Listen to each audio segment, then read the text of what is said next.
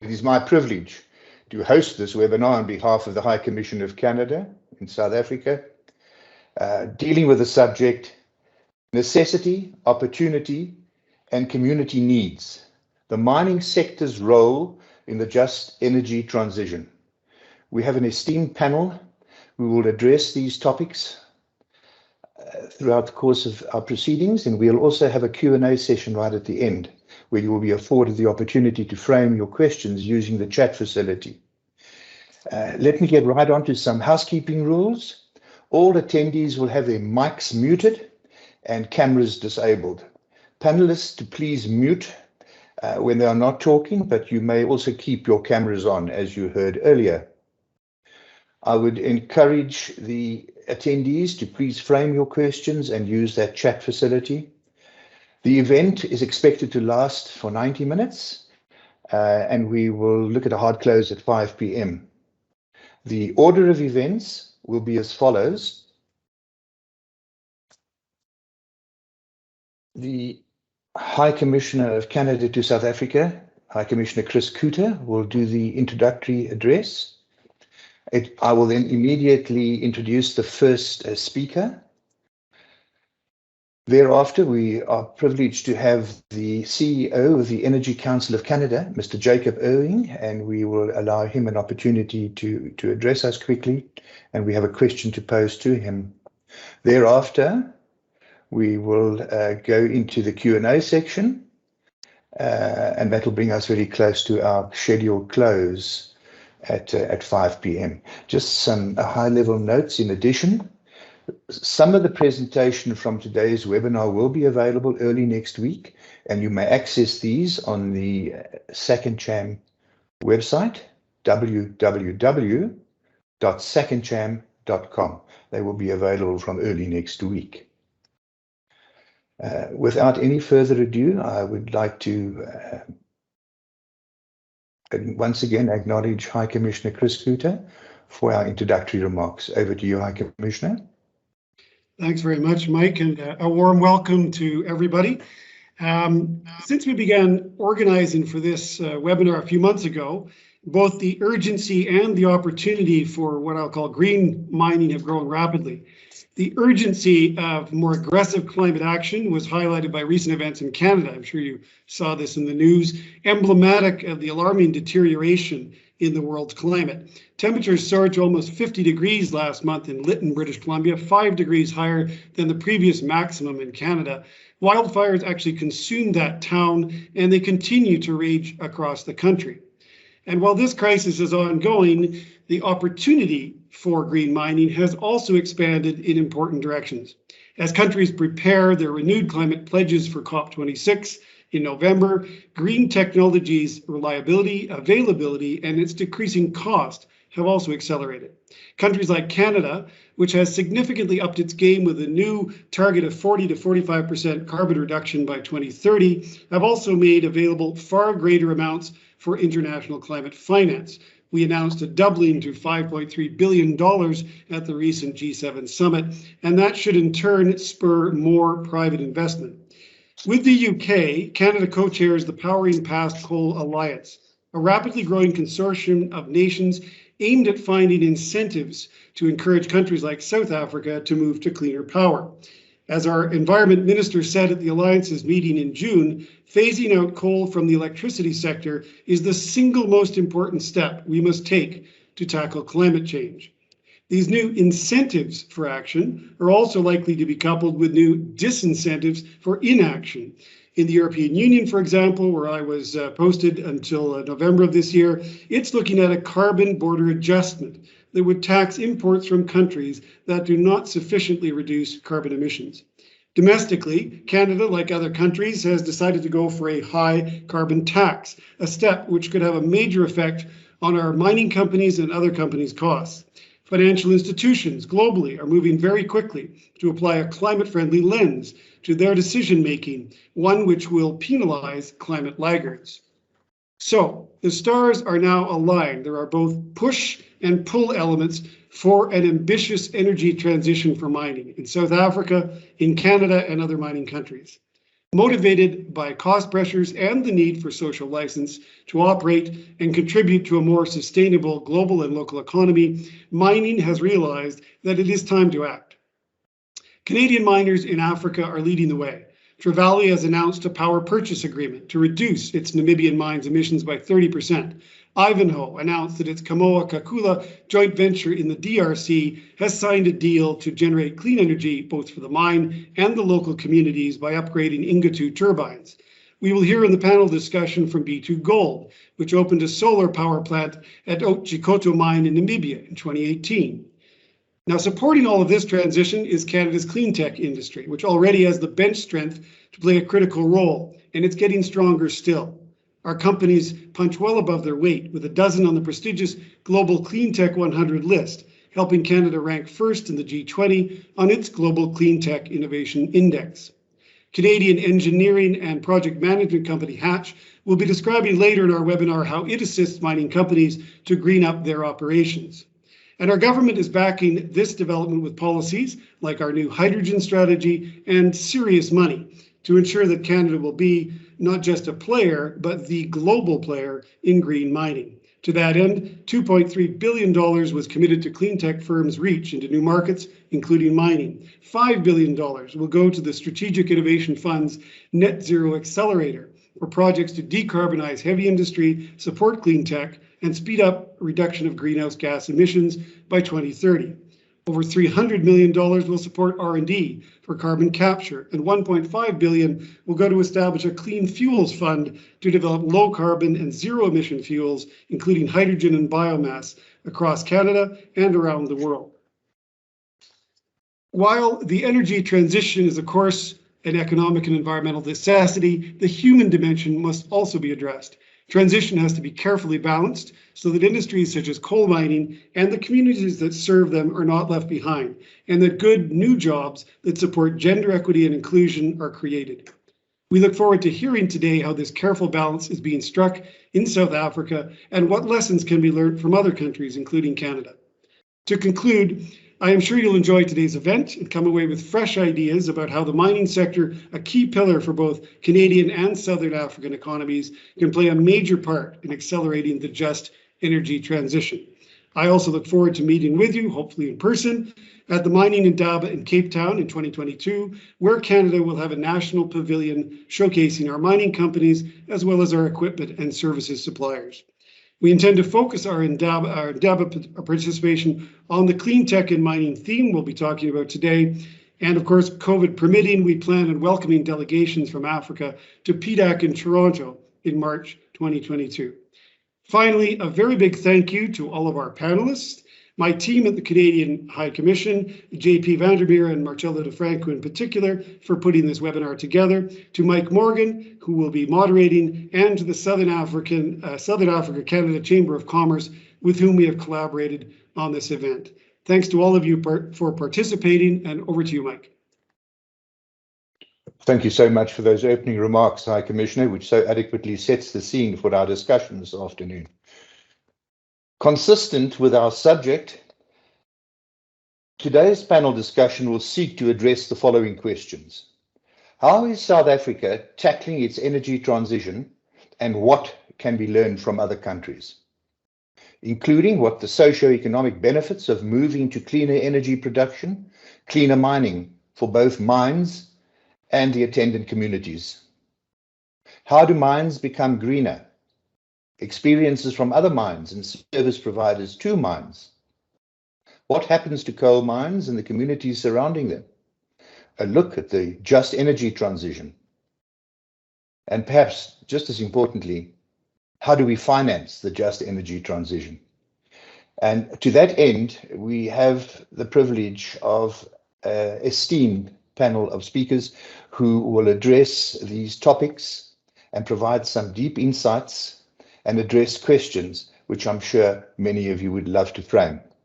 To open proceedings this afternoon, it is my privilege to introduce to you Ms. Nkozo Nkwabi, who's the Deputy Director General of the Mineral and Resources Commission. Without any further ado, over to you, Ms. Nkwaba.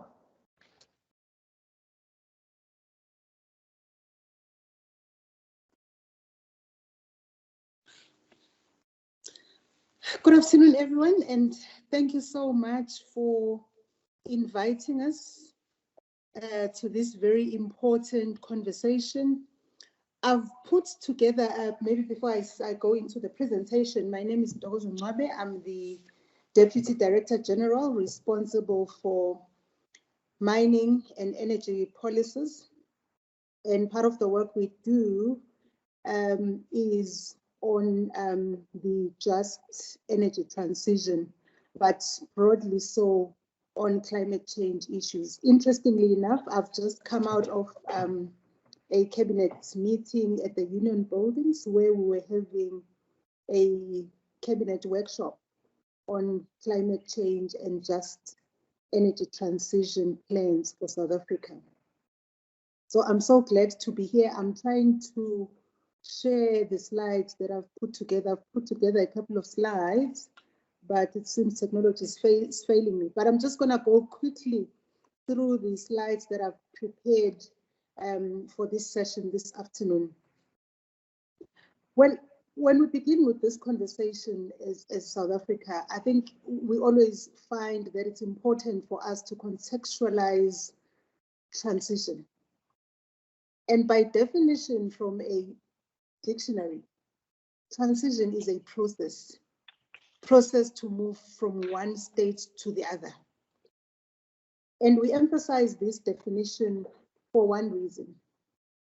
Mostly when conversations unfold around just transition or just energy transition, it always seems that there's an expectation that South Africa must switch from one extreme to the other overnight. And our reality is that it's not necessarily the case, but the country remains committed to a transition from a high carbon emissions economy to a low carbon emissions economy. Now, by way of context on policy, just to paint a picture of how far we've traveled on this journey. I mean, as far back as 1998, when we published the Energy Policy White Paper, that white paper makes reference to cleaner energy and moving towards clean energy technologies. But more so, that white paper recognized the fact that South Africa is largely dependent on coal for its electricity generation, and that will remain the case for years to come. And therefore, the white paper does make reference or speak to, at some point, deploying clean coal technologies.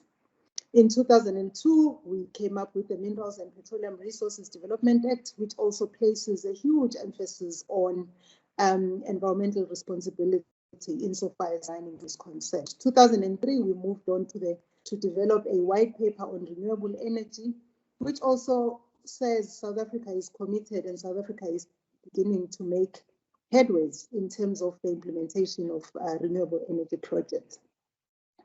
Further on in 2005, we went on to develop the National Energy Efficiency Strategy and later on the National Energy Act, all the way to 2012, where we then came up with the National Development Plan and the first integrated resource plan in 2010, which spoke of more strides in terms of diversifying our energy mix as a country and thus ensuring that we begin to significantly reduce our carbon footprint.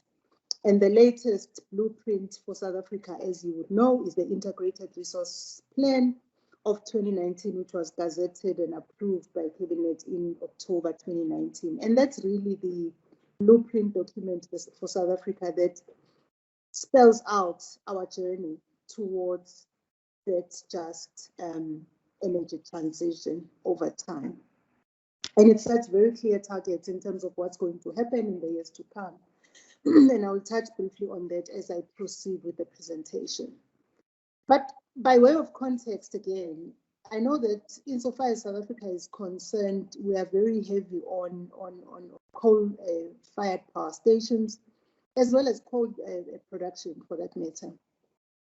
And so the conversation mostly in South Africa always is, what are we going to do with our coal? Well, coal must stop mining coal. Reality is South Africa still has huge reserves of coal.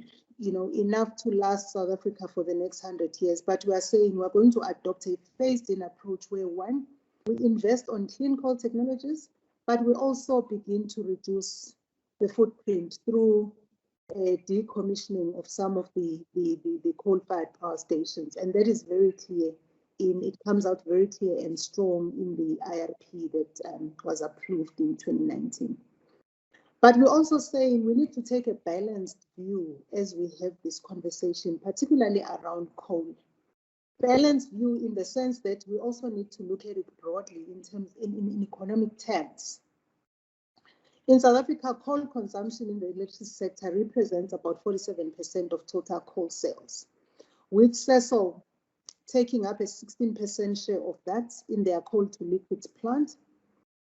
And the 2019 IRP sets a clear path for the evolution of the mix, of the generation mix between 2020 and 2030, including, as I've indicated, the decommissioning of some coal-fired power stations. And 4 are being earmarked by Eskom for repurposing.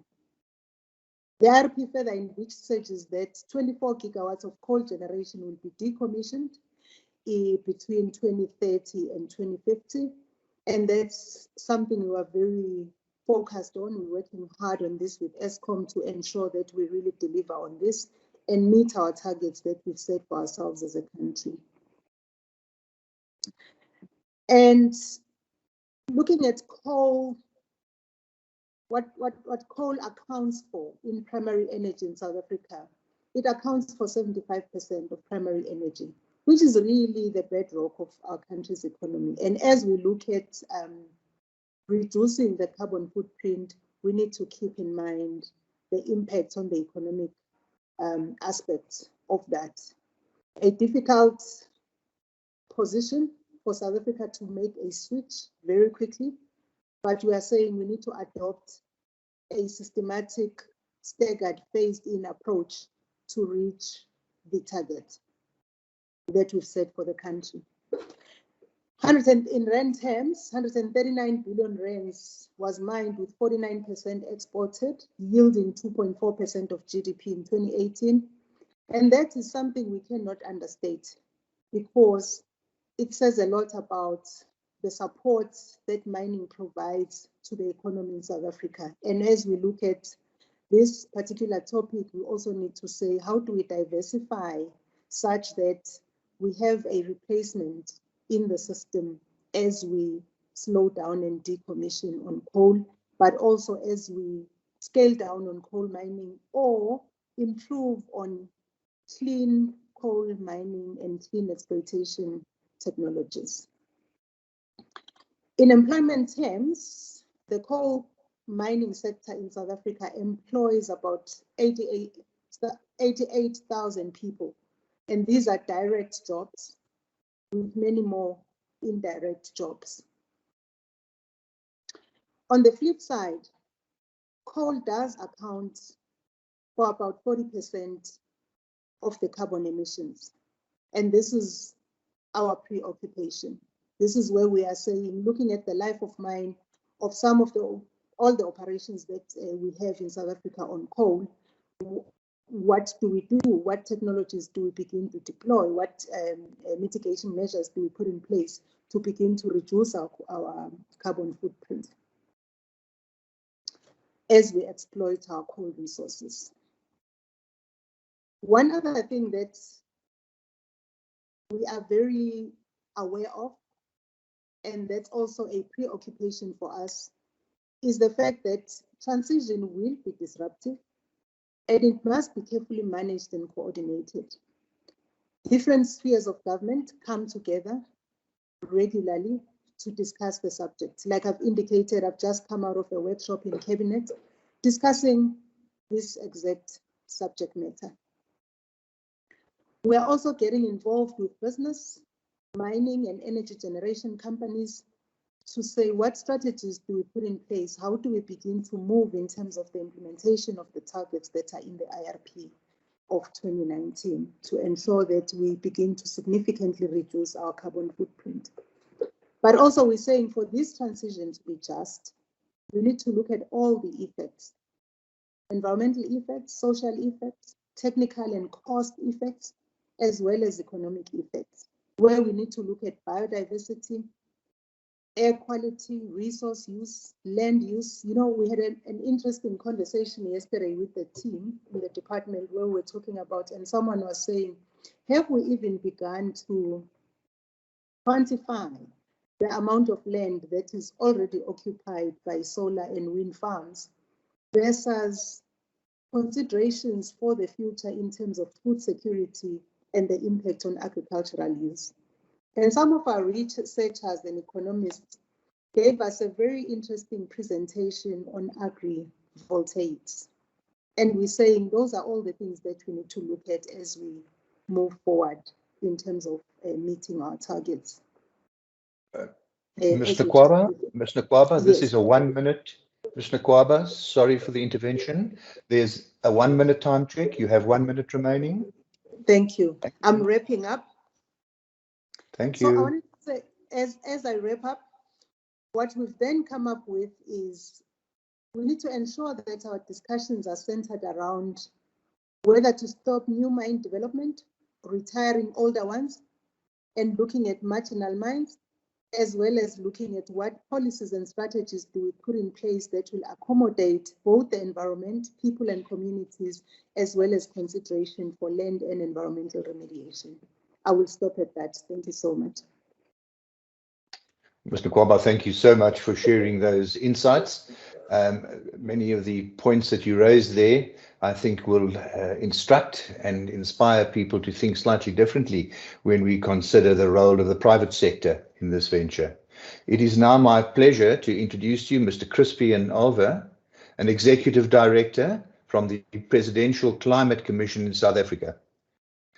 He will speak to the issue of South Africa and its transition to a low-carbon future. Without any further ado, over to you, Crispian. Thank you, Mr. Chairman, and a very good afternoon, everyone. It's a pleasure to be here, and I'm looking forward to the discussions this afternoon. So just to say, the President set up the Climate Commission. He did it in December last year, and its job is to plan the pathways to get to a net zero economy and to build consensus between the social partners around that transition and the key decisions that are involved in the transition. In setting up the commission, government made it clear that the transition has to be just, and both speakers have already referred to that. And that means that we have to manage the consequences of the transition and make sure that it grows and creates jobs and brings development to affected communities. So the planning that the Commission undertakes is directed towards that end. We're very mindful of the fact that the global economy is rapidly changing and it's very rapidly decarbonizing. And you've seen in the build-up to COP26 at the end of the year, a number of countries, all the G7, many developing countries have now announced net zero targets. Most of them net zero by mid-century, which is in line with the IPCC recommendations. And all of those countries are going to be looking to not only decarbonizing their own economies, but making sure that the products that they import are equally low carbon and not importing emissions into their economy. And you've seen, for instance, the European Union come up with what they're calling the carbon border tax adjustment. They're planning to implement that by 2023. And it's going to have a knock-on effect in terms of the trade system. So there's a string of tariff and non-tariff barriers that will start to be injected into the global economy. And linked to that, there's a very rapid energy transition underway. And you're seeing that not just in the almost logarithmic scaling up of renewables onto the grid and the move to electric vehicles and smart grids and more DeFi, but you're also seeing the investment community adopt ESG principles far more, firmly, and most of your major financial institutions and DFIs withdrawing from fossil fuel investments. So, it's pretty hard these days to get a new coal mine financed. And by 2030, I would say it's going to be impossible. For South Africa, this poses very stark challenges. We're a very energy intensive economy. We're very emissions intensive. Within the top 20, emitters worldwide, and that makes us extremely vulnerable to the global changes that are underway. And we've got some stark choices in front of us. We can live in the past, and delay action, and hold on to old technologies in the hope that this thing is somehow going to disappear. The problem with delaying action is that at some point we're going to have to catch up very fast, and that's going to increase the cost of adjustment when we do, and it's going to put us massively behind the technology curve. So, fortunately, I think most social partners in South Africa have already bought into the concept that we need to get to net zero. Is that my warning sign, Chair? When your camera comes on. There's 1 minute. You have 1 minute. Thank you, Crispian. That's your 1 minute time, Chair. Okay. We have to get to net zero by 2050. We've got to, by 2030, cut at least 20% of our emissions. Most of those are going to be in the electricity sector, which means we've got to massively ramp up renewable energy, battery storage, peaking power. We need to upgrade the grid, and we need to accelerate the decommissioning of our coal-fired power stations. The good news for South Africa is that we've got some of the world's best renewable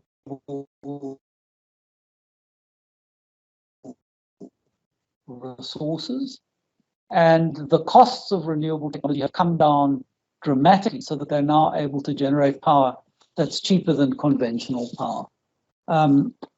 For the mining sector, this is good news. It means that metals are in high demand as we move into a more renewable future.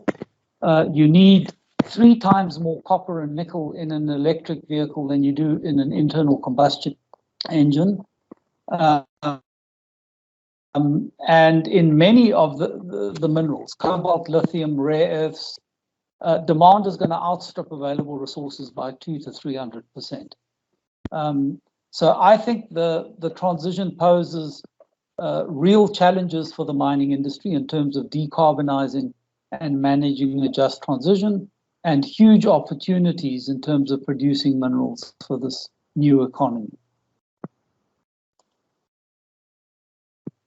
Thank you so much for sharing those insights with us, Crispian. Just an observation in terms of the way forward, setting out the journey for us, what faces us going down the road, and more importantly, what is happening in other parts of the world. So thank you very much for sharing those insights, Crispian.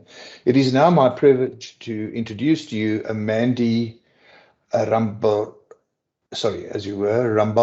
who is the General Manager, Just Energy Transition at Eskom. And Mandy will speak to balancing the move away from coal mining and coal-fired power production with the necessities of a low-carbon future in South Africa. Mandy, over to you. You on mute, Mandy? Thank you so much, Okay. Mike. And thank you also to the High Commissioner. I will share you a minute when All right, can you hear me now? time check perfectly. I will share the minute time check with you later. All right. Thank you. Sure. Thank you, Mike. And thank you to the High Commissioner for this invitation. I think it's a great conversation to have. So I have a few slides to share, and I'm just going to go through them quickly, being cognizant of time. I think it's extremely important in terms of defining what a just transition is. And from an Eskom perspective, we define it both as, I'm not going to talk to all the details on the slide, you can read, but we define it both from a decarbonization perspective, but very importantly, that it also has an increase in sustainable jobs. It is not a sudden shift, but a just transition occurs in a phased manner over time. I think that's very important, that we're not shifting from one technology to the other overnight without taking into account the just elements, as Kristen just spoke about as well. We know that the global landscape is changing. We know these shifts are coming. The transition is happening already. It's not something in the future. It's already here with us. But from a South African perspective, we know that the just energy transition will also drive economic growth. We want to make sure there's a renewable energy-led industrialization program, that we have new and cleaner technologies that will enable local manufacturing, and that we ourselves will partner with communities in developing our own just energy transition activities. I think, Mike, very importantly to point out is what the just energy transition is not. It's not an exclusive transition that would marginalize the majority. It is not about meeting global pressures at the expense of our own national imperatives, and it's not about exporting jobs and revenue. So I'm not going to talk through all the details of the slide, but this is basically the Eskom Just Energy Transition Strategy in the next 5 years, what we're hoping to achieve. And as you can see, we've divided it into the energy and the transition perspective, with very important enablers from cooperation agreements with other businesses, with government, policy alignment, making sure we're within the governance frameworks that we are governed by as a state-owned company, and driving a change management program within the company, bearing in mind that this is quite a shift from the Eskom way of doing business for the last 98 years. From a JOS perspective, we've completed socioeconomic impact studies at Komati, Hendrina, and Grootvlei power stations, which will be shut down imminently. And then we're looking at what is the so what question. So we've got these impact studies. What do we do with it? Looking at job creation, looking at local manufacturing, industrialization. From an energy perspective, we're looking along the spectrum of repowering, repurposing the power plants that we are shutting down, accelerating our renewables program, our microgrid program, and very importantly, grid upgrades. We can't do any of this if we don't do transmission and distribution grid strengthening. From a transition perspective, we know we're looking at new and innovative ways of financing. You probably would have heard our chief executive speak about this last week at the commission meeting. We're looking at various partnership options and assessing a transaction whereby we can actually offer a major decarbonization goal as Eskom, as South Africa, in exchange for climate financing. So in terms of the study, I thought it was important, given the topic of this conference, to point out the socioeconomic studies that we did and what did we investigate. We looked at the people, the economy, the environment, and these aspects that you can see here, all the way from quality of life to social ills to what is the impact on government revenue, what is the impact on economic sustainability, to the environmental issues. And we looked at these elements from a local context. So in Malahleni, in the Steve Tshwete municipality, regional context in Mpumalanga, and then the impact on South Africa from shutting down these coal-fired power stations. So we've done 3 of these studies. We have 7 more lined up for the next 7 power stations that will be shut down. And we want, obviously, to do these studies in advance of shutting down the stations. And then, you can't just look at at shutting down the stations without having a pipeline of what we plan on increasing. And so this is just an initial pipeline of projects that we have.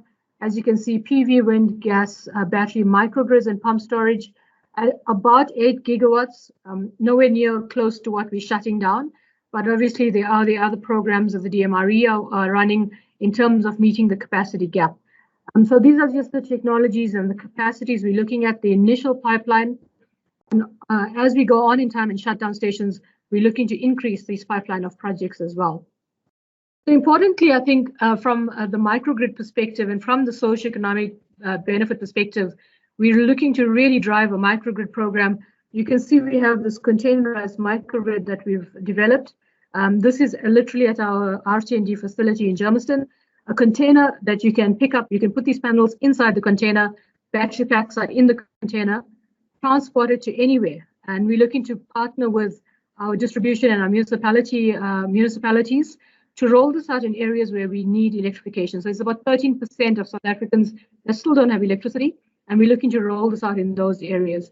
This is a pilot microgrid project that we have in the Free State in Vicksburg. Works beautifully and has been in operation since 2017 without a hitch. We actually control this plant from Rocheville in Johannesburg, and this plant is in the Free State.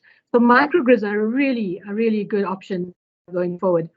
Then you heard the DDG speak about agrivoltaics, and that is what we're looking at Komati Power Station to run a test facility now to do agrivoltaics. So you see the PV panels on these ground-mounted frames, and you can do agriculture on the land as well. So we're looking at these various options in terms of repurposing, repowering going forward. And what we find is that, and I must say the caveat here is that these are initial numbers in terms of jobs, is if you look at the jobs that we would lose from shutting down the power plant, and then the jobs that we would gain from manufacturing, from PV, from transmission infrastructure, we would actually have a net gain. Apologies, Mandy, so 1 minute time check. Thank you. Sure. We would actually have net gain in jobs. And Mike, you'd be happy to know, this is my last slide, is this Komati Power Station where we're looking as our flagship for repowering, repurposing. So all of these options I've just spoken about, agrivoltaics, microgrid assembly, we're looking to get going in Komati, at Komati Power Station in the next couple of months. So it will actually be a flagship for South Africa in terms of we can actually do this. We can actually do a just energy transition. I'm going to stop there and happy to take questions later in our panel discussion. Thank you, Mike. Mandy, thank you so much. Wow.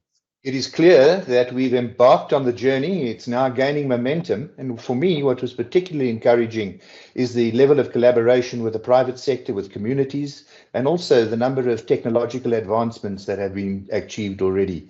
That certainly is encouraging. So, Mandy, thank you very much. Before I hand over to our next speaker, Mr. Henk Langenhoven, the Chief Economist at the Mineral Councils of South Africa, I would like to just acknowledge the presence of the media in the form of the Mining Weekly and also Engineering News. Gentlemen, you are welcome, and my apologies for not acknowledging you at the outset. Henk, it's now over to you, and Henk will address South Africa's mining industry's approach to the energy transition. Over to you, Henk. Good afternoon. Can we just slide the presentation, please? I'm very tempted to. Can I have the second slide, please? I'm very tempted to only show you this, and it's really just putting the principles of how we feel about this. We've always often been accused of being denialist. Not at all. We absolutely understand that this is decarbonization is important. That we do support and want to emphasize just and energy, as the lady from Eskom has been saying. And that climate change is a considerable threat to all of us. It's an existential threat to coal mining if we don't do it properly. But we need to say that the mining sector is highly electricity intensive, and we as an organization sit on both sides. We have our coal members, which is a very important part of mining in South Africa, but we have the mining sector as being huge users of electricity and not necessarily big emitters. It's mainly the electricity that we use. Can we have the next few slides? I'm going to quickly flip through them just to give you a perspective on how we see the sector. This is just to show you how important electricity inputs are on the left-hand side. And the 31 billion is us, and the 15 billion roughly is the smelters and the refiners. And on the other side, on the output, we sell those amounts, 60 billion rand of exports and about 70 billion into South Africa, of which I think about 50 is to Eskom. The next slide is really emphasizing what I've said. And I really, our CEO always talks about joined at the hip with the electricity industry, but it's actually the same heartbeat. This is literally the year-on-year changes in mining production and electricity available from Eskom. And you can see, I don't have to explain anything on this. If I show you the coal side on the next slide, which is really trying to give you an idea of how big it is, and the numbers have been mentioned before. I need to perhaps just say the latest number is 103,000, 104,000 people, and it's a fixed investment of nearly 200 billion. I don't know what the market capitalization is today, but that's the value of all the mines, the equipment, the machinery, the transport equipment, etc. So just to give you a perspective on the coal mining sector. The next two slides are just indicative of what we think will happen. This is what could happen with coal mine production if we take the 2019 IRP into account, and it's indicative. The levels are wrong because it's been changing, but that gives you an idea of what will happen relative to 2018, I think was our benchmark. And secondly, on the next slide, this is again just the numbers indicatively of a little earlier that we've done this work, sort of a 45% drop in employment in coal mining directly, and as has been said, about double that number in not percentage, but similar number in the supplying industry, and then as it goes on. Now, the next slide is really a mind map, and you can move those bubbles around. If you move to the left, there will be coal consumption will be constrained and decline, and if you move to the right, coal demand increases. Now, the relative cost of energy, this is a no-brainer.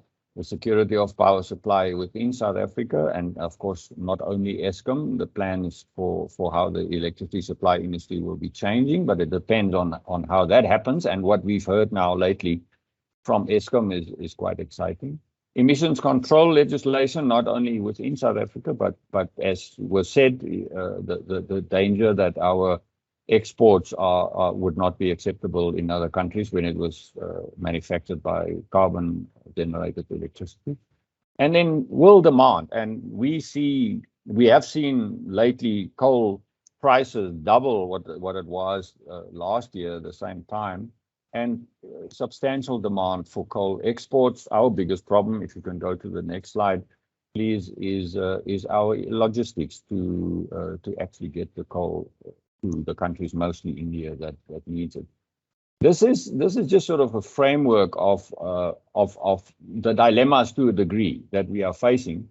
We have members that are completely moving away from coal, and others are the big users of electricity. So I've already mentioned that. And then we have national actors like, as you know, Christian is one side, the National Business Initiative. We work very closely with them and the Boston Consulting Group, and then third-party activities and peer organizations. And the next one is really some of the parameters. If we can have the next slide, please.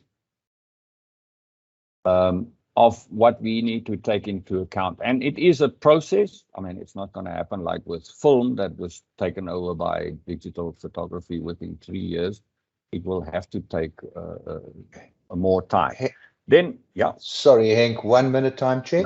No problem. The next 3 slides are simply giving you an idea of the conundrum and the technological maelstrom that we're in. This is around coal.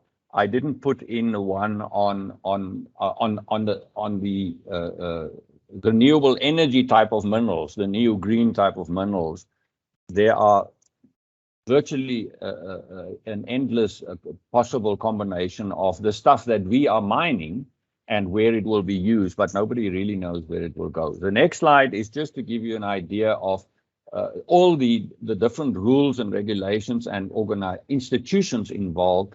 And the one after is something that was flighted at the Presidential Commission on the impacts and for me, the institutional dilemma of actually getting more certainty for both the mining companies, the communities, and what government can and should do in the whole process. So it is a lot of uncertainty, which is of course not good for investment in general, but also for investment in the mining sector. Thank you.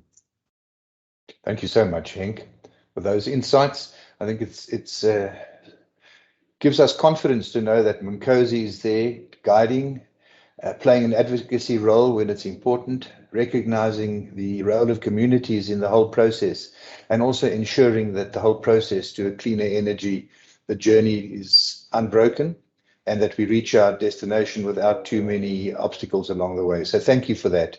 Without any further ado, then I would like to introduce Mr. Mohan Vivekanandan, the Coverage Group Executive at Development Bank of Southern Africa, who will speak to the subject of financing the energy transition. Over to you, Mohan. Great. Your 7 minutes starts. Thank you very much to the High Commission and good afternoon to everyone listening. Really, the goal of the DBSA, we're the National Development Bank that focuses on various infrastructure sectors, including obviously the energy sector. And today, I wanted to speak from our views around financing the energy transition, but also, I think it would generally apply to other commercial funders and development funders as well. And, really the principles that we think about is obviously first of all, prioritizing least cost to ensure that, as we're making this energy transition, it's something that's going to be affordable and meets the requirements of the country and more broadly the continent, given our work throughout sub-Saharan Africa. And while doing that, we ensure that we're not leaving anyone behind in the country, including promoting localization, industrialization, broad-based Black economic empowerment as well, and also supporting a low-carbon transition. And I suppose, the obvious statement here is that financing follows good investment opportunities.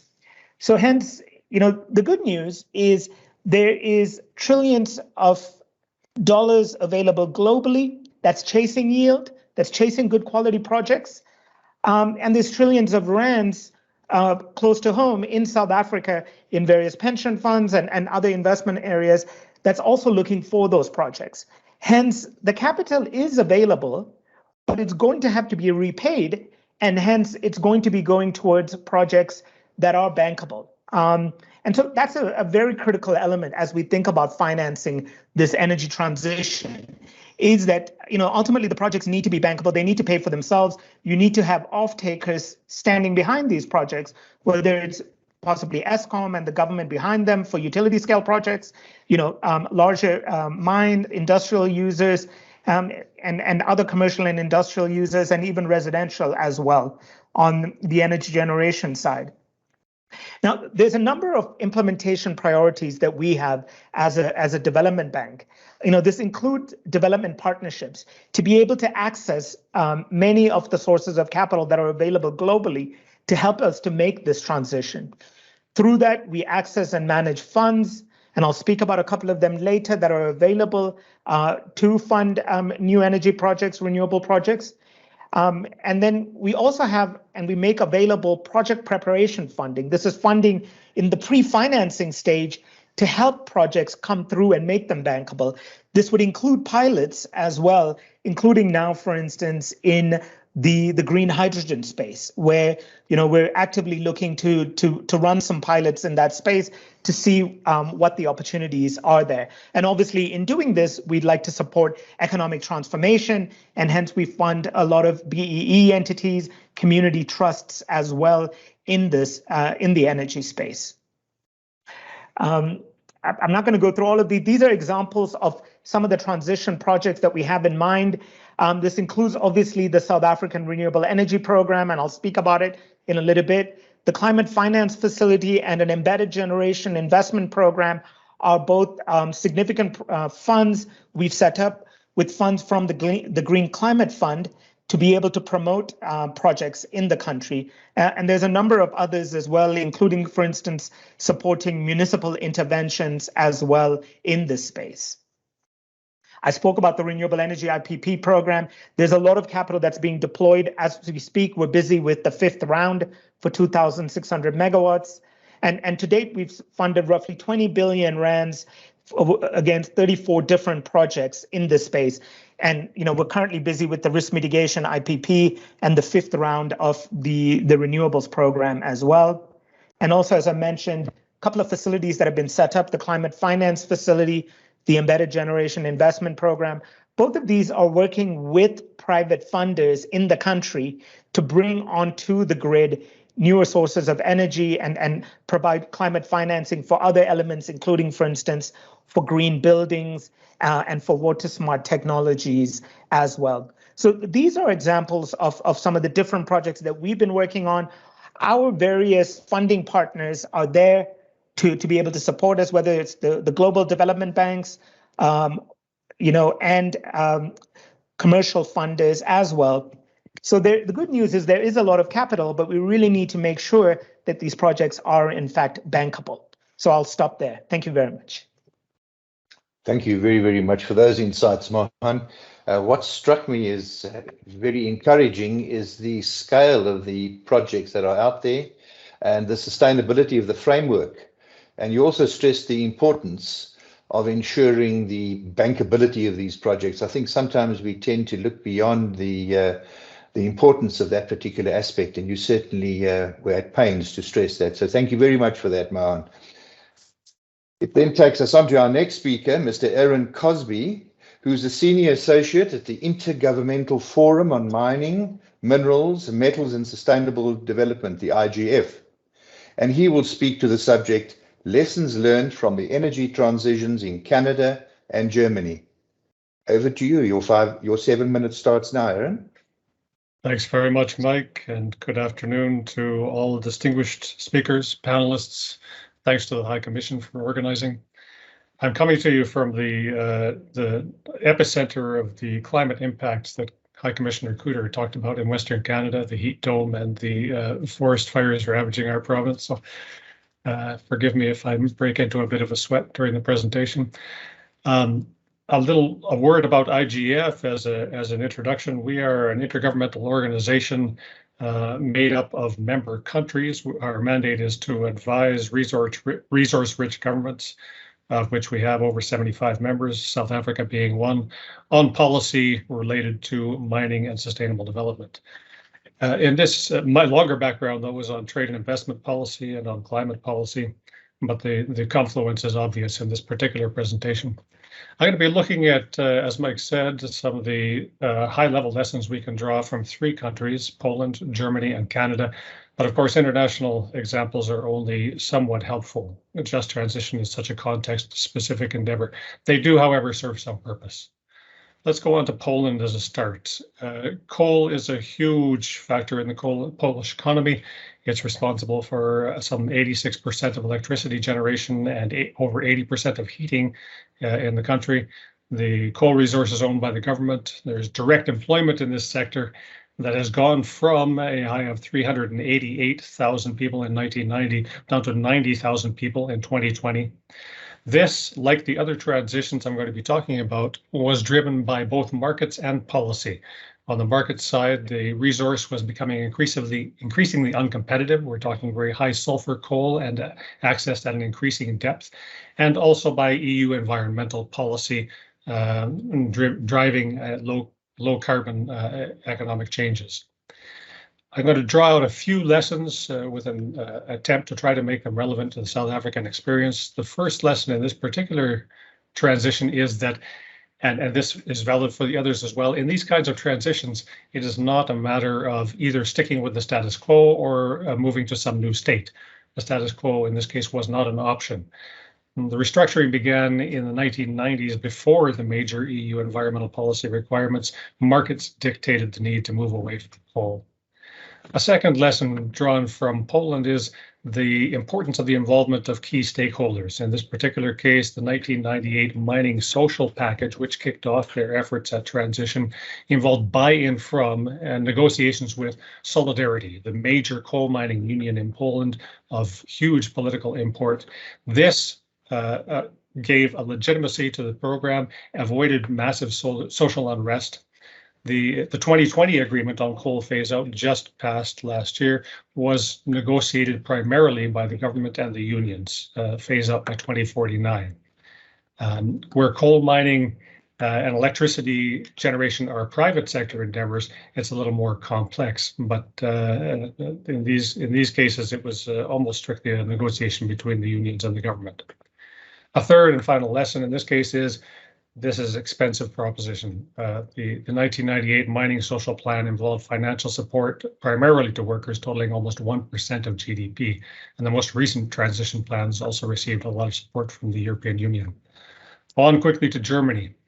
A peak in 1957 of employment of direct miners in the hard coal sector of 600,000, now none. Hard coal mining is over in Germany as of 2018.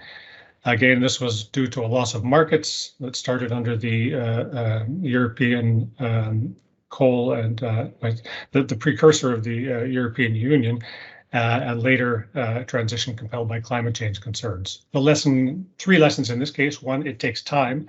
This is a 60-year transition after the European Coal and Steel Commission was founded. Second, training is at the heart of a just transition.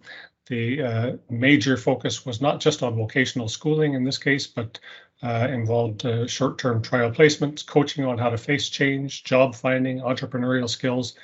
The Ruhr Basin had one university in 1965, now has more than 22 universities and research institutes as part of this transition effort. Another lesson, it's not just a transition away from something, it's a transition toward something. So we need to build up something else, ideally on the same foundation of skills and resources that used to be the driver of economic prosperity.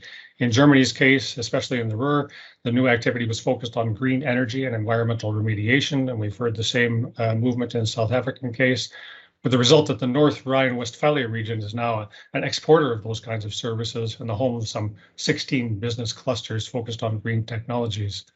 The final lesson here, propping up a sunset sector meant higher costs in the long run. Had the transition been undertaken more seriously and earlier, it would have been less painful and, of course, less costly. Ex-post economic analysis has shown this to be the case. And finally, and quickly onto Canada. Just transition, of course, is a process, not a template or a prescription, and Canada is very much still in that process.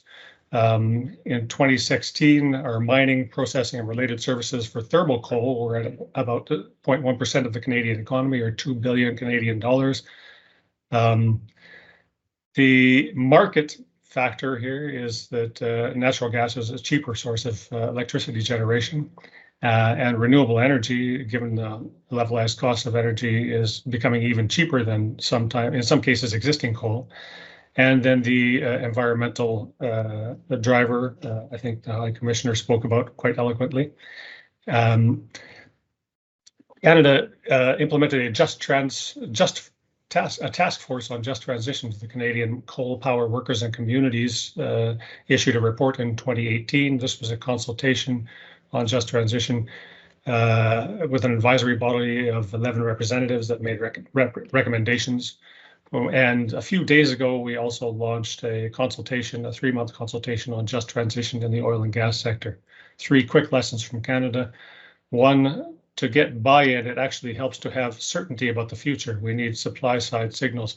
Absent some certain timeline about the phase-out of a sector, and I'm thinking here more about our oil and gas sector than our coal sector, which was quite clear. There is a reluctance on the part of workers involved in the sector to retrain and to move out of the sector. Investors are uncertain about the future of the sector. So we have Aaron, 1 minute time check. Excellent. We have quite a stark transition between coal and oil and gas. Coal was given a 2030 timeline. Oil and gas were still uncertain about the future prospects, and therefore the transition is harder in this section. And the final lesson is the need for a bottom-up discussion and negotiation. Our task force on just transition was good at delivering recommendations, but was not a negotiating group. And really, these issues need to be negotiated among the affected stakeholders, including communities, workers, regional governments. Without that kind of negotiation, we're not going to see a quick or effective transition, and not going to see the kind of buy-in that's necessary to make these transitions effective. So ultimately, these lessons have some resonance for the South African context, but of course, as I said, just transition is a highly context-specific endeavor. They may not be poignant in terms of their relevance, but I hope I offer them up with some benefit, at least in the context of South Africa's just transition. Thank you. Thank you so much for that presentation, Aaron. I think it's so critical that those tasks of taking our own processes forward in South Africa take on board the learnings and the processes and all the experiences that Canada and Germany have had in order to ensure that we drive our processes seamlessly as possible. So thank you so much for that, those insights, Aaron. I would now like to introduce Mr. Mark Dorr, the Managing Director of B2 Gold in Namibia. And Mark will address the issue of transitioning a mining operation into renewable energy usage. Your 7 minutes starts now. Over to you, Mark. Good. Well, thanks a lot, and good afternoon, everybody. It's been great to be on this call. I'm going to see if I can share my screen quickly.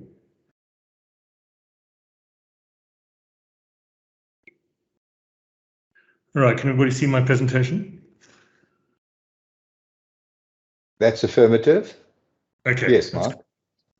Right, first of all, thanks very much to the High Commission for asking me to come on, and it's a great honor to present what we've been doing. This is a very real example of transition from fossil-based fuels to renewables, and I think that what we've done here, we now have 3 years, going on for 4 years, of real solid results to talk about how it's changed the economics of our operation.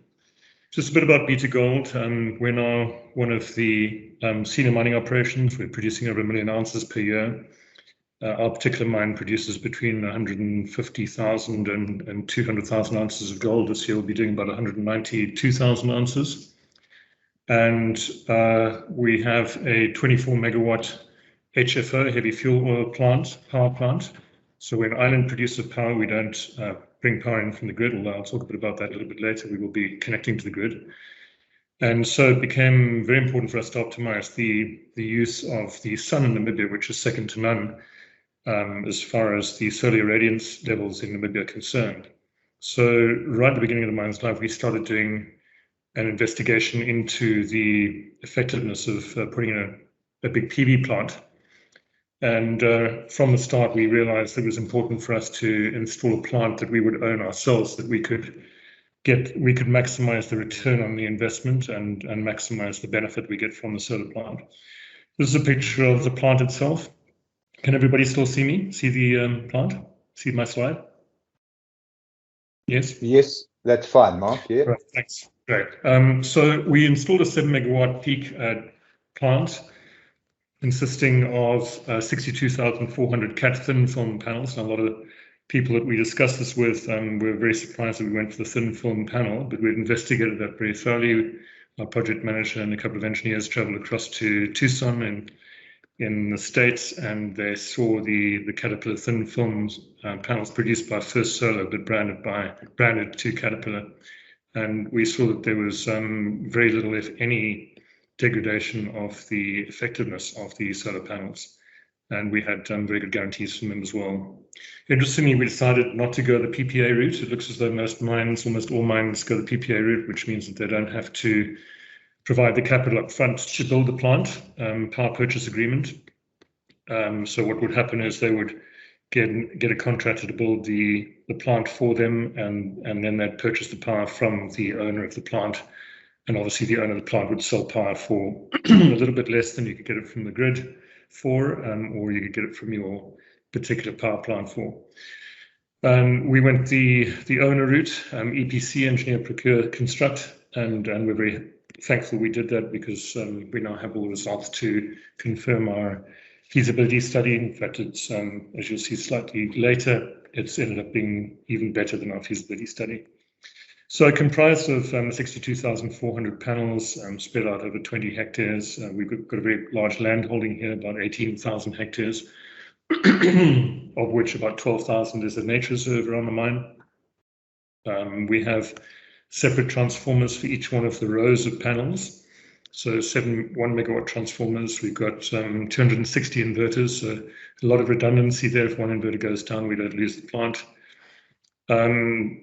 I'll skip through the rest of it in the interest of time, but essentially we've generated 42.3 million kilowatt hours since commissioning of the plant in May 2018. And that's a little bit better than the kilowatt hours projected in our feasibility study. We have a lot of information. We had a lot of information prior to the construction of the plant to justify the feasibility study. We've been studying it for several years before we built the plant.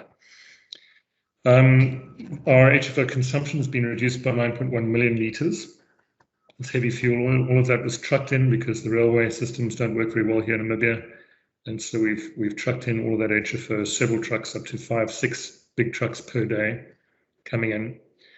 And then, as I said, the plant is actually exceeding the feasibility study performance. Have I just lost the presentation there? Looks like it. Stand by. It's still there. No, it's still there. It's still there, Mark. Not there for me. Sorry about that. No, it was there. Okay. All right. Is that it? You got it again?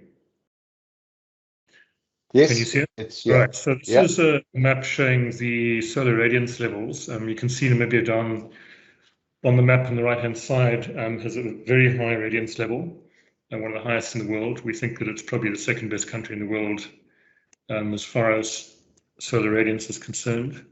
That's not moving on. I have to stop sharing. I'm terribly sorry about this. I've not used Teams before. We always use Zoom, so I'm going to have to go out of it and go back into Teams.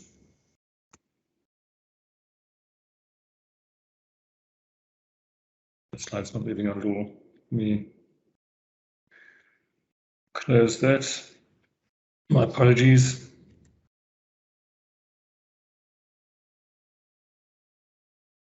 Mark, just in the interest of time, are you able to perhaps speak us through this slide? Yeah, I'll just flick through it quickly. That's okay with you. That's fine. Right, so this just shows the radiance levels throughout the year.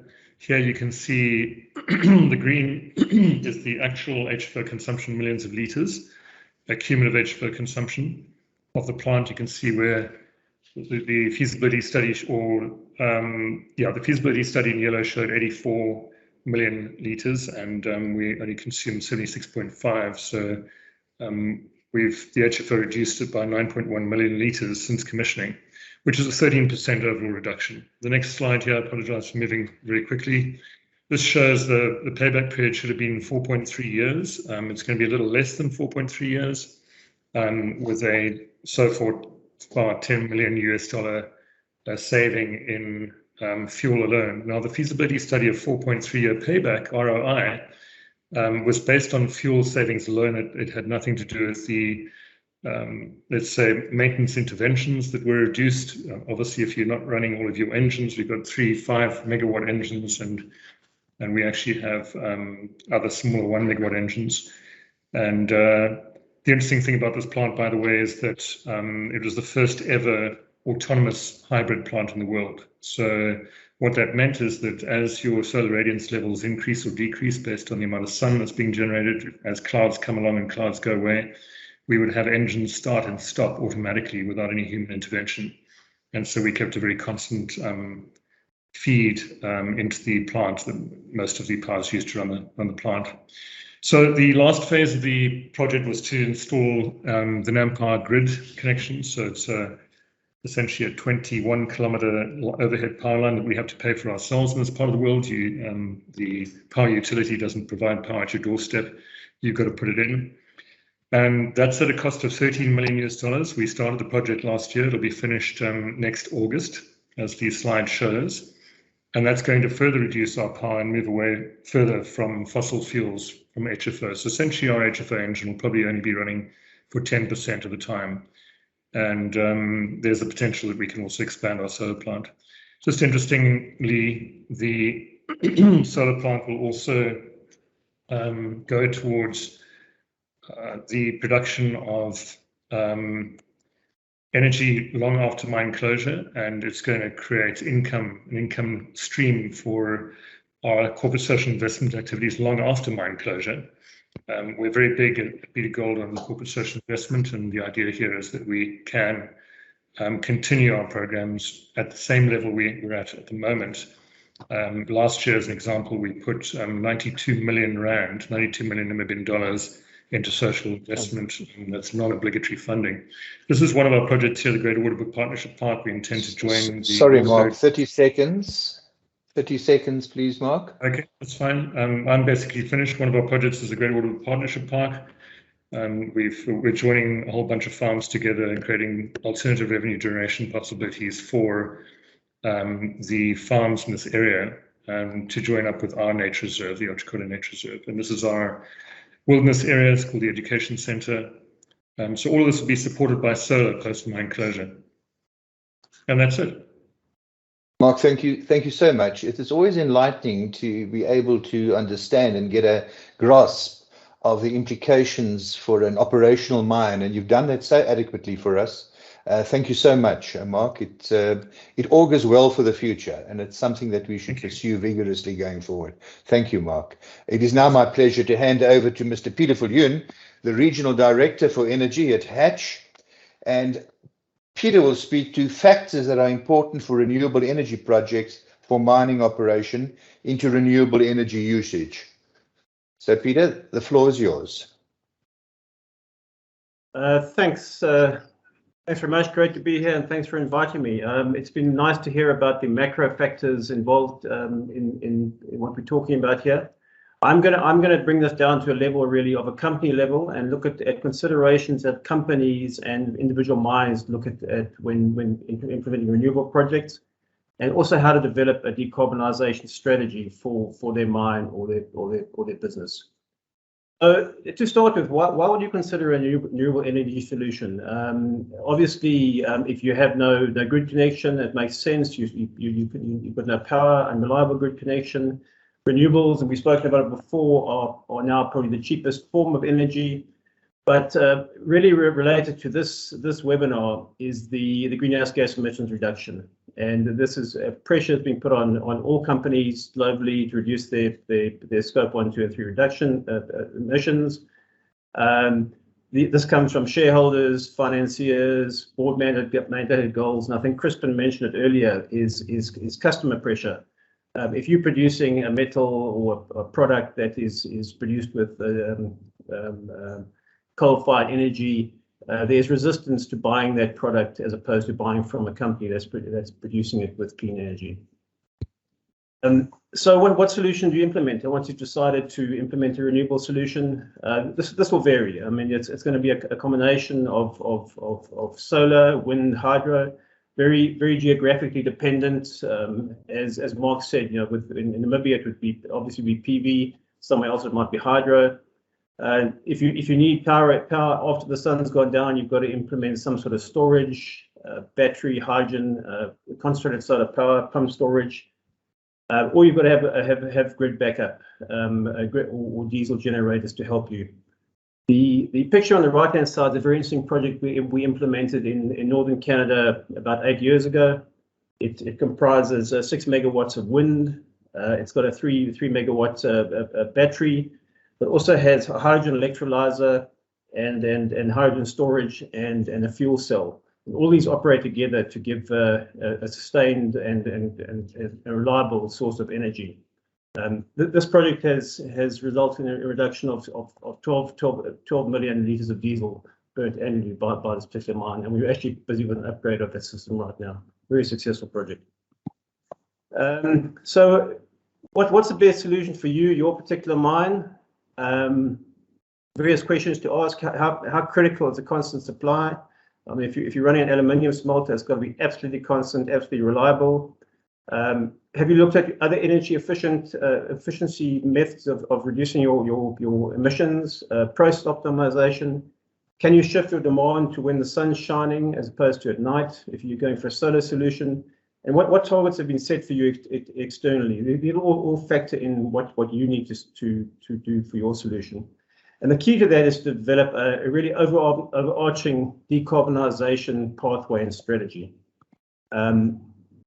This will help you define what projects to do beyond just implementing solar and wind or deciding on one particular product, and bring the highest value to your business. So what we do, what we help companies with, is we look at identifying opportunities to reduce greenhouse gas emissions right across the business, right across the operations, through workshops, site visits, and interacting with the company to identify these opportunities. We then look at the transition risk of any environmental, social, government factors. This goes to the just transition of what you want to implement, and identify the correct energy mix, how it fits in with carbon pricing and decarbonisation technologies. These change with time, so you don't necessarily want to implement a massive one solution that you can't change over time, and maybe you want to spread your investment in these renewable technologies over a number of years to make sure you get the best technology with time as they develop. And finally, develop a pathway. How are you going to take this through? How are you going to structure it? How are you going to finance it for the best in the best interest of your business and getting your greenhouse gases down as far as possible? These slides just show a few more steps of what we're talking about here. First, you've got to know what your emissions are. You've got to map them, where they're coming from before you can deal with them. You've then got to work out the opportunities to cut those emissions, and there's various ways of doing that. The transition assessment is what I want to discuss. What are the other factors you've got to take into account? And then opportunities. Identify the opportunities. Identify the opportunities that are going to give you the best bang for the buck. Do you want to take a risk on nascent technologies, or you really want to stick with technologies that are tried and tested? And ideally, you want to go in the top right-hand corner of that graph in the middle, and most effective with the least effort to bring your emissions in line with your targets. This is my final slide, and it's a very interesting slide and a very useful slide. What we come out with eventually is a levelized cost of conserved carbon. And what you see on the graph there is the vertical bars are the horizontal bars are the amount of carbon abatement. The vertical is the cost of that abatement in tons of in carbon costing. So the left-hand side projects that you've identified are actually cash positive from the start and certainly no-brainers to implement. As we move to the right, they become more expensive to implement. But as carbon becomes more expensive, those projects also come into the mix. So by doing a proper decarbonisation strategy, you can prioritize which projects to do now, which to put off later, and also do a whole series of different scenarios of what you can and can't do in the future. Thanks. That's really all I've got to say at the moment. Thanks so much, Peter. Thank you for sharing that with us. It's just interesting to see what the outcome of all these different initiatives are, and how important it is to remain focused on the end goal. So thank you for sharing that, Peter. It is now my privilege to introduce to you Mr. Jacob Irving, the CEO of the Energy Council of Canada, who will address the issue of what is the Energy Council's role and what is your overall goal for international outreach, including in Southern Africa. Jacob, over to you. Your 3-minute slot starts now. Thank you, Jacob. Thank you for the brief opportunity to introduce the Energy Council of Canada and our new mandate. We are an industry organization that has an international outreach mandate that we are currently building and working on, where we're essentially trying to get the energy industry to participate more in communicating Canada's energy outside our own borders. What I would say is that as a country, I often say that Canada is a responsible energy developer because we are a responsive energy developer. And that is because our development happens within the context of constitutional democracy. I also often like to say that Canada is a very young country, but a very established and sophisticated democracy. And this is where we have so many similarities with a country like South Africa. I mean, I earlier in my career, I actually worked on parliamentary institutional development in South Africa back in 1997, where the country borrowed some of Canada's governance models in creating its own governance. And then our country borrowed some of South Africa's best practices in our own Truth and Reconciliation Commission that we've adopted in Canada. And the thing I think maybe I'll bring up is that in my organization, we want to talk more about some of the environmental, social, and governance issues surrounding energy and mining and all resource development. And this is something where there's strong linkages between our countries, I believe. We live in an industry where it sometimes refers to engineering and the like as the hard science, and it refers to people and communities as the soft science. Well, in Canada, it's no secret. The engineering hard science is not the hard part, is not the difficult part, compared to social acceptability and the soft science, as it's called. In Canada these days, if you do not have Indigenous participation in energy projects or mining projects, you don't have a project. It's that simple. And it wasn't always that way in our country. We've come a long way and we've changed quite a bit, and there's a long way to go. And we need to learn more, and we need to share more, and we need to talk to countries like South Africa, share our experience, learn from you, and talk about how we do things our way. Because I see our two countries as being very similar. We're constitutional democracies that have particular interests in making sure that our diverse populations are engaged. And so this is what I want to do. Jacob, 1 minute. Sorry. No, thank you. And so this is, like many countries, we rely on our governments to communicate our energy message for us. Our provincial ministers, our federal minister do a great job of this, but we, the industry, need to do this as well. There's an economic incentive for Canada. We've spent a lot of our time building our own energy systems and mining systems and also servicing the United States. But now we have to look further. And this is one of these areas where we think the world needs more Canada, quite simply, and where we actually have to engage more with the rest of the world as well. So hopefully I'm able to introduce the Energy Council of Canada as a place, a nexus where we can talk about energy and mining together, but also governance and also social and environmental expectations. So thank you very much for the opportunity. I enjoyed the conversation greatly. Look forward to the future. Thanks so much, Jacob. Thank you for sharing your role and objectives of the council with us. It's most insightful. Thank you. Folks, unfortunately, once again, the demon of time has run away with us. And unfortunately, as a result, we will not have an opportunity to take further questions. With your permission, I would like to run about 2 or 3 minutes past 5, which will take us through about 4 minutes past 5 at this rate. And we have 2 questions which have been submitted, which I'd like to put to the panel on your behalf. So without any further ado, let me get on with that. The first question is for Ms. Nkwabe, Ms. Rambaros, Mr. Olver, and Mr. Cosby. How you want to handle this one? Mr. Cosby mentioned some of the tree training initiatives aimed at transitioning coal workers and communities out of the coal sector. We also heard from Mrs. Rambaros said that the expansion of the renewable energy would generate thousands of jobs.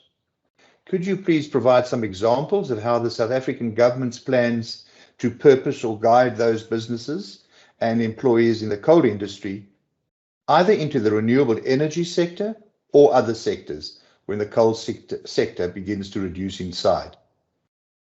And finally, to what extent can the Canadian and German methods be used in South Africa? And what other methods, if any, could possibly be considered in South Africa? I'll pose that to the 3 panelists. Who would like to kick off first?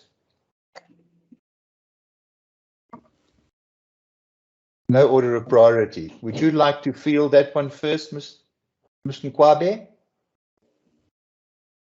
Okay, thank you. I just want to talk briefly on to what extent can the German and Canadian experiences be used in South Africa?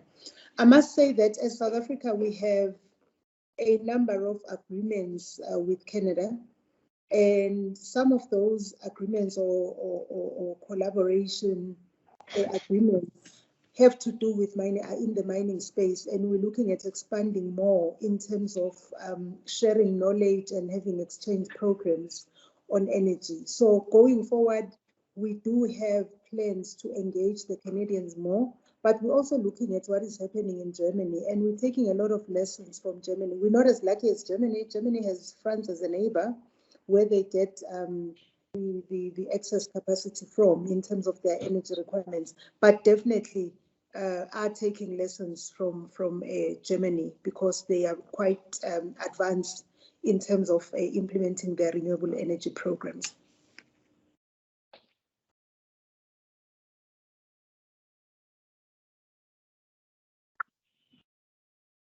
Mike, if I can just respond to the question around the skills and the job numbers that I had presented.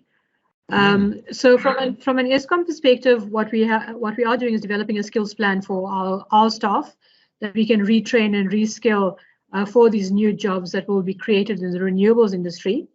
And then we also have a terms of reference with the Department of Trade, Industry and Competition to look at what are the local manufacturing numbers that can be linked to a committed and predictable renewables rollout program in the country, and also to a rollout of transmission grid strengthening.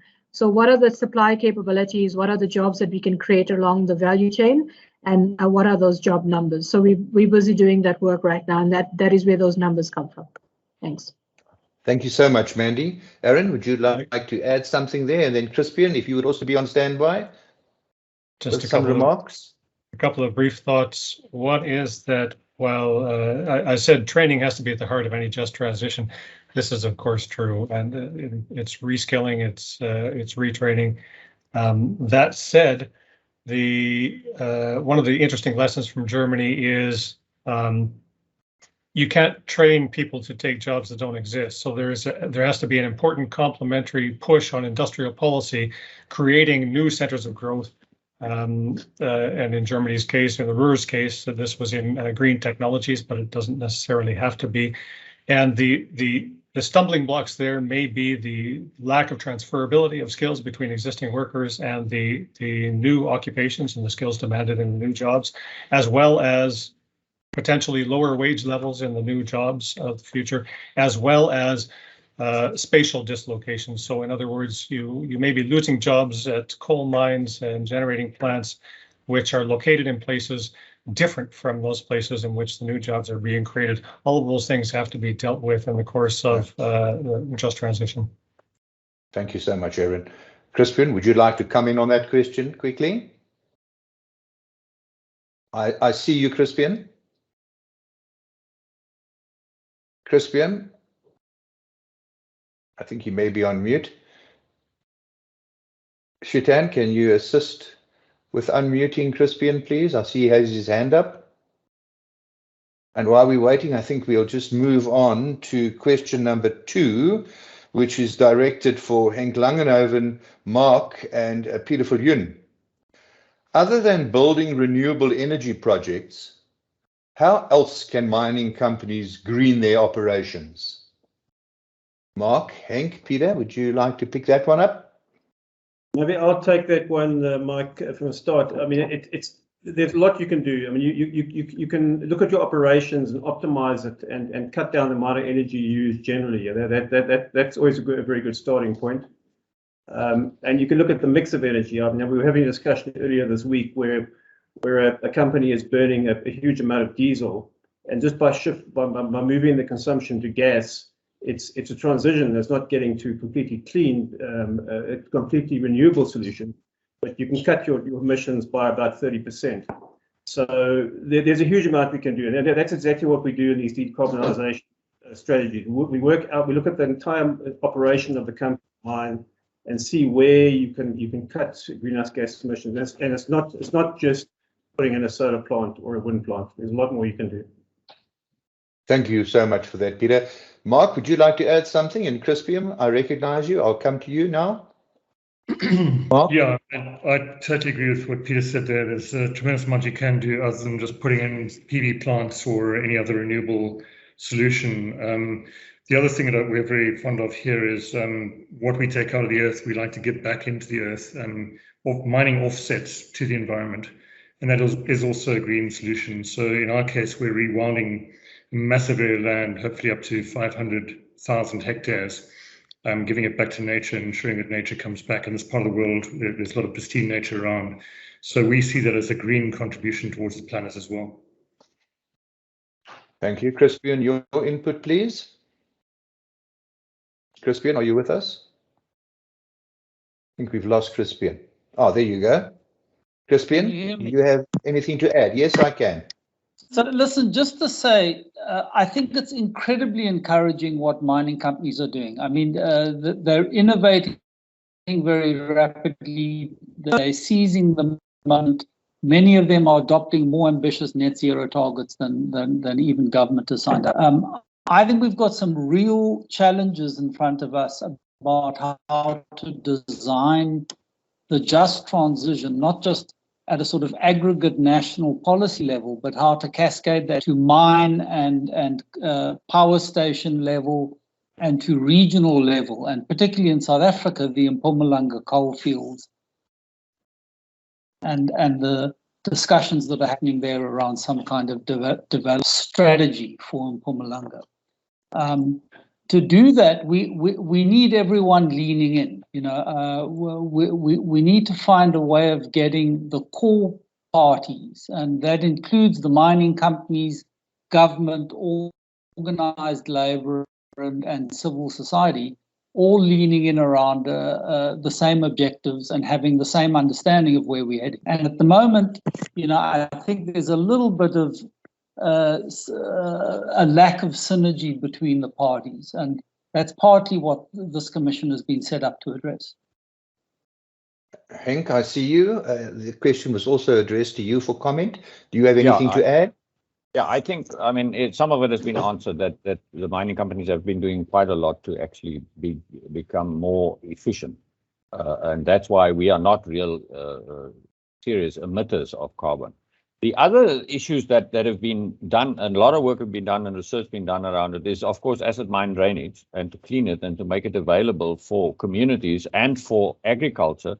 And a lot of work has been done at Pretoria University for intensive agriculture, not putting grass back and put some cattle on the land, but to go real intensive with many more, much higher labor and employment multiplier than what would be for extensive mining. The unfortunate thing is exactly what Crispian is saying. There are so many parties in this in this grouping that the coordination, and that's what I tried to show with my last 2 slides. The coordination is very, very difficult, and there's forever references from different tiers of government to the others, and from different other institutions, that nobody can really take final decisions. And the mining companies, I mean, coal mining is such that they open and close all the time. Eskom's, if you bring down a whole power station, of course, then that has that big impact.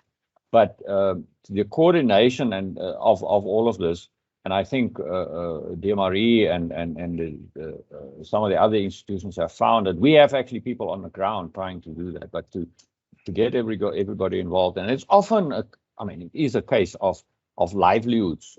Sorry, Henk. Sorry, Henk, can I ask you just to bring your comments to a close, just in the interest of time? Are you okay? Thanks very much. Yep. Jacob, I do see you. Unfortunately, we ran out of time. Time is really our enemy once again. So it is my privilege at this point just to thank the panelists, everybody who's provided input into this critical conversation. And for me, and I'm sure the participants join me in my sentiments of expressing that we clearly have embarked on a journey. We have gained momentum. We have embarked on a number of technological advancements, which will no doubt pay dividends in the future. So to all the panelists who have contributed so magnificently for the extent, the depth of your research, the information that you contributed to us today. Thank you so much. We really, really appreciate it. To the High Commission of Canada for making this engagement possible, thank you for your insights. Thank you for all the work done behind the scenes. And on behalf of the Southern Africa Canada Chamber of Commerce and myself, thank you very much for the opportunity to collaborate with you on this outstanding initiative. So to everybody, good night. Thank you again, and I look forward to seeing you all again. A reminder that presentations will be available on the SACANCHAM website, www.sacancham.com. Maybe JP, you can just put that in the chat if people want to make a note of it. And on that note, I will email it out on our distribution list with the website address. Thank you. Wonderful. Once again, thank you all and enjoy the rest of your evening. Bye now.